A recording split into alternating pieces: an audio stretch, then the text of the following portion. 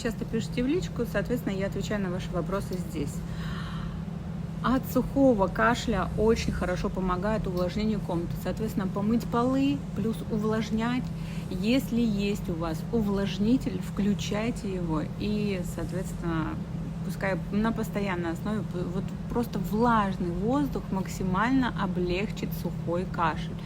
Молоко с медом, теплое молоко, теплое обильное питье, обязательно кипяченую воду, потому что сухой кашель это все равно бактерии. От бактерий надо избавляться. Соответственно, посасывание имбиря, маленькую прослойку, как я вас учила, имбиря и немножко посасывать. Это же сухой кашель и увлажнять, ингаляция, ромашка, запаривать ромашку, все это пить в течение дня. Не хватает жидкости в организме, чтобы все это начала мокрота выходить. Максимально увлажняйтесь, максимально.